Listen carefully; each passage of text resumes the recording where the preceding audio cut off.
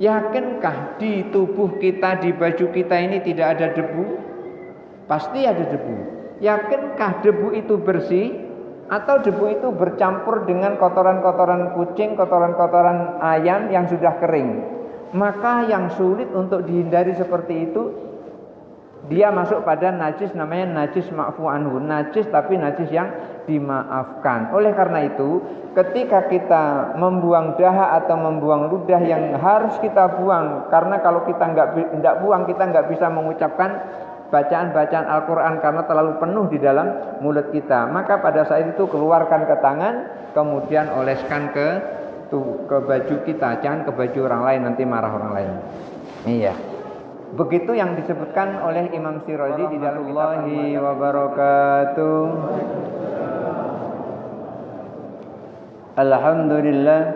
Alhamdulillahi nasta'inuhu wa nastaghfiruh wa na'udzu billahi min syururi anfusina wa min sayyiati a'malina may yahdihillahu fala mudilla lahu wa may yudlilhu fala hadiyalah. Asyhadu an la ilaha illallah wahdahu la syarika lahu wa asyhadu anna Muhammadan abduhu wa rasuluhu la nabiyya ba'da. Allahumma salli ala sayyidina Muhammad wa ala ali sayyidina Muhammad. Rabbi syrah li sadri wa yassir li amri wahlul 'uqdatam min lisani yafqahu qawli, amma ba'du.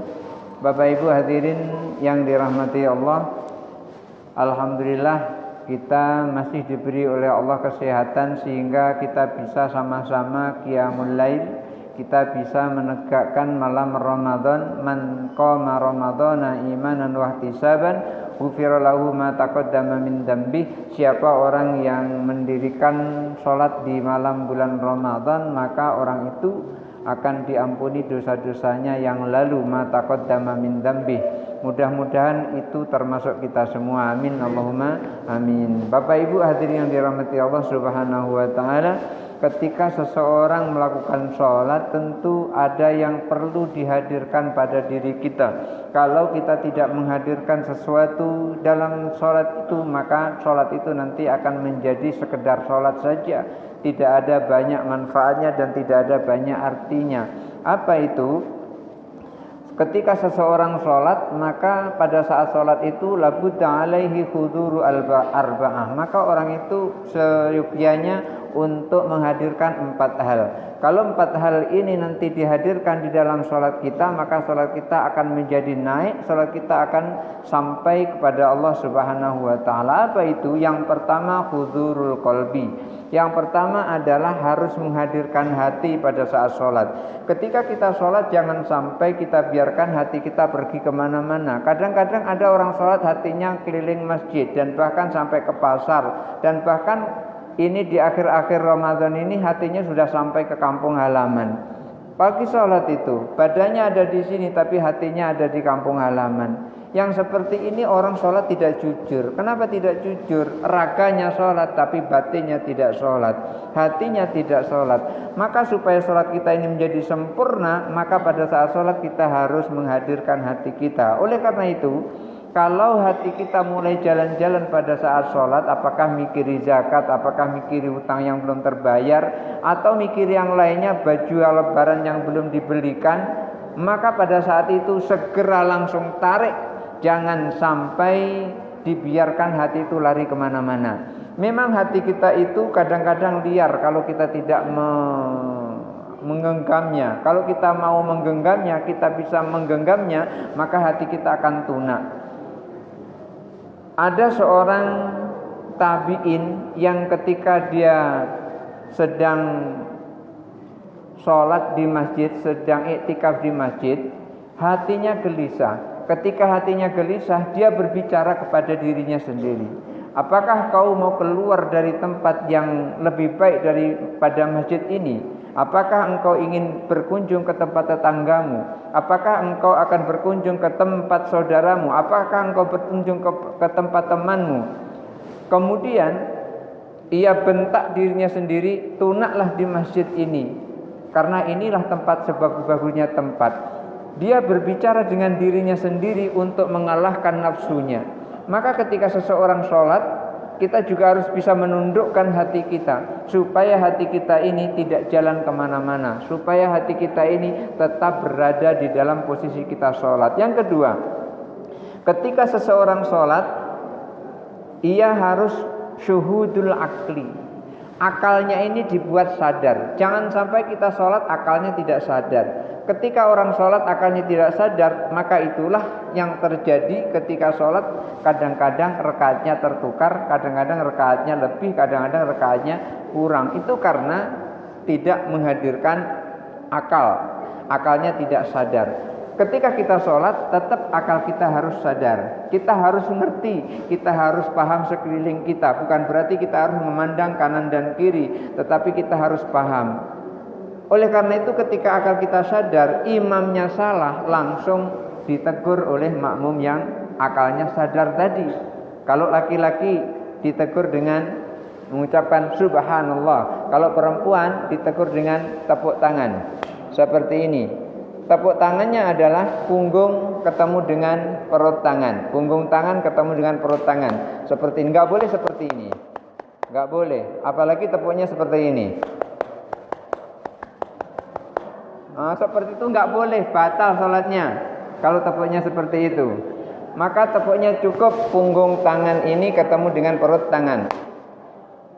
Perempuan tidak boleh mengucapkan subhanallah kalau imamnya salah. Kenapa? Karena aurat perempuan di dalam sholat, suara perempuan di dalam sholat itu adalah aurat. Oleh karena itu kalau ada perempuan mengingatkan imam dengan bersuara bisa batal sholatnya. Oleh karena itu cukup dengan tepuk tangan. Seperti ini maka imam akan tahu apa itu. Berarti salah ini. Imam tidak berpikir itu tepuk tangan siapa, tidak. Karena tidak bisa membedakan imam dengan tepuk tangan wanita satu dengan wanita yang lain. Tetapi kalau ada yang mengucapkan subhanallah, imam langsung paham, oh itu suaranya Ibu Fatimah itu. Langsung dengar seperti itu. Jadi ganggu konsentrasinya imam. Oleh karena itu, ketika kita sholat harus sadar akalnya. Kalau tidak sadar akalnya, maka disinilah nanti akan rusak sholatnya. Kemudian yang ketiga, setelah hatinya hadir, yang kedua akalnya sadar, maka yang ketiga khudu'ul arkan, rukun sholatnya harus dipatuhi. Rukun-rukun sholat harus ditaati. Sholat pertama niat bersamaan dengan takbiratul ihram, Allahu Akbar. Sudah takbiratul ihram, membaca doa iftitah. Sudah doa iftitah, membaca surah Al-Fatihah. Setelah membaca surah Al-Fatihah, membaca surah dari ayat Al-Quran. Kemudian baru ruku, iktidal, sujud dan seterusnya. Harus dipatuhi yang seperti itu. Enggak boleh sholat tidak patuh terhadap rukun-rukun sholat. Umpamanya sujud dulu, baru iktidal, kemudian ruku, kemudian takbiratul ihram, Allahu Akbar, terbolak terbalik seperti itu. Enggak sah sholatnya yang seperti itu. Maka seseorang yang sholat harus khudu'ul arkan. Dan yang keempat, khusyu'ul jawarih. Anggota tubuh ini harus khusyuk. Jangan sampai ketika kita sholat anggota tubuh kita tidak khusyuk. Tangannya nyenggol kawan gini, kadang-kadang jawil kawan begini. Sholatnya jadi batal yang seperti itu. Maka ketika seseorang sholat, anggota tubuh harus khusyuk. Tidak boleh nyenggol-nyenggol begini atau yang sebelah kiri begini, enggak boleh. Ketika seseorang bergerak anggota tubuhnya ini, menurut Imam Syafi'i, kalau lebih dari 3 kali berturut-turut, maka sholatnya menjadi batal. Tapi kalau tidak berturut-turut dan itu ada keperluan, maka sholatnya tidak apa-apa. Tapi dengan syarat jangan berturut-turut. Umpamanya gatal, tidak boleh gatal tuh garuknya berturut-turut gini umpamanya. Kayak kucing garuk badannya itu, kayak gini. Itu batal sholatnya seperti itu. Maka kalau seandainya gatal, ya cukup seperti ini. Dan ketika kita mengeluarkan dahak umpamanya karena di dalam tenggorokan kita banyak dahak, maka kita tidak boleh mengeluarkan dahak itu ke depan. Ke depan kita tidak boleh. Kenapa? Karena di hadapan kita ini ada Allah. Maka Rasulullah sampaikan, apakah kamu suka kalau ada orang meludahi mukamu? Artinya kita tidak boleh meludah ke depan pada saat sholat.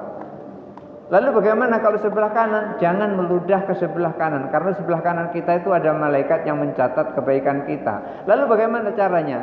Caranya ludahkan ke tangan. ludahkan ke tangan, kemudian usapkan ke baju kita. Apa itu tidak najis? Ketika itu masih dalam keadaan darurat tidak najis. Tetapi kalau itu punya kawan jadi najis. Umpamanya gini ya, dengan senang hati begitu keluar dahak tadi berikan saja ke saya gitu, maka jadi najis badan dia itu terkena dahak kita. Tapi kalau dahak kita sendiri itu namanya najis, tapi najisnya najis ma'fu anhu, najis yang dimaafkan. Apa itu najis yang dimaafkan? Itu najis yang sulit sekali dihindari dan itu pun jarang-jarang terjadi. Umpamanya ketika kita luka, begitu luka keluar nanahnya, nanah kan najis itu bagi orang lain, tapi bagi orang yang mengeluarkan nanah itu tidak najis. Kenapa? Sulit untuk dihindari. Sama dengan Bapak ketika kemarau pergi ke masjid sini. Yakinkah di tubuh kita, di baju kita ini tidak ada debu? Pasti ada debu. Yakinkah debu itu bersih? Atau debu itu bercampur dengan kotoran-kotoran kucing, kotoran-kotoran ayam yang sudah kering? Maka yang sulit untuk dihindari seperti itu, dia masuk pada najis, namanya najis ma'fu anhu, najis tapi najis yang dimaafkan. Oleh karena itu, ketika kita membuang dahak atau membuang ludah yang harus kita buang, karena kalau kita nggak buang, kita nggak bisa mengucapkan bacaan-bacaan Al-Quran karena terlalu penuh di dalam mulut kita. Maka pada saat itu keluarkan ke tangan, kemudian oleskan ke baju kita, jangan ke baju orang lain, nanti marah orang lain. Iya. Begitu yang disebutkan oleh Imam Syirazi di dalam kitab Al-Muhadzab yang kita pelajari kemarin. Nah, ketika seseorang di dalam salat menghadirkan 4 hal ini, hatinya hadir, akalnya sadar, ngikuti rukun-rukun salat, kemudian anggota tubuhnya khusyuk, maka orang yang seperti itu sholatin wafin. Orang seperti itu adalah orang yang salat dan salatnya sempurna, cukup salatnya. Tetapi kalau salah satunya tidak ada, apakah hatinya tidak hadir, apakah akalnya yang tidak sadar, ataukah tidak mengikuti rukun-rukunnya sholat, ataukah anggota tubuhnya kita yang tidak khusyuk, maka orang yang seperti itu sholatun tapi jafin, sholat tapi bolong sholatnya. Artinya apa? Sholatnya tidak sempurna dan bahkan sholatnya itu bisa rusak atau batal. Mudah-mudahan dalam sholat kita ada 4 ini hadir pada diri kita. Kita usahakan semaksimal mungkin agar yang 4 ini hadir dalam sholat kita, sehingga sholat kita bisa naik di hadapan Allah Subhanahu wa taala. Hadanallahu wa iyyakum ajmain. Wallahul muwaffiq ila aqwamit thariq. Wassalamualaikum warahmatullahi wabarakatuh.